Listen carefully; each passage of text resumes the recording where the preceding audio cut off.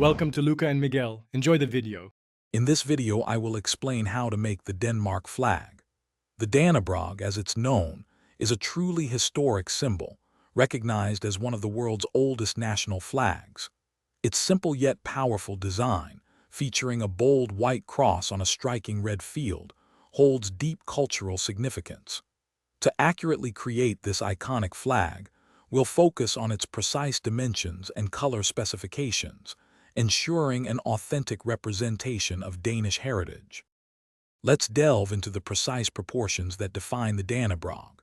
The flag's overall height-to-length ratio is 28:37. The prominent white cross is exactly 1/7 of the flag's total height. When looking horizontally from the hoist, the red sections are 12 units, followed by the 4-unit white cross, and then 21 units of red.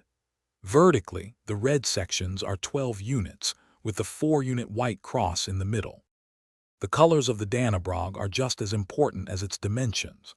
The vibrant red background is a very specific shade, officially designated as Pantone 186C for general land use.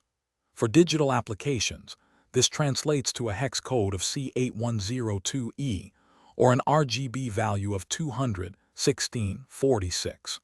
The cross itself is a crisp, pure white, which is universally represented by the hex code FFF. Now, let's talk about putting it all together. Start by preparing your main red fabric to the 28:37 height-to-length ratio. Next, cut your white fabric for the cross, ensuring its width is 1/7 of the flag's total height. Carefully position the white cross, making sure the vertical arm is shifted towards the hoist side.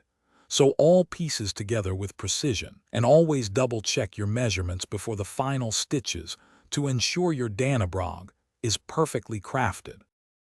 Thanks for watching and please subscribe. It's the best investment you'll ever make.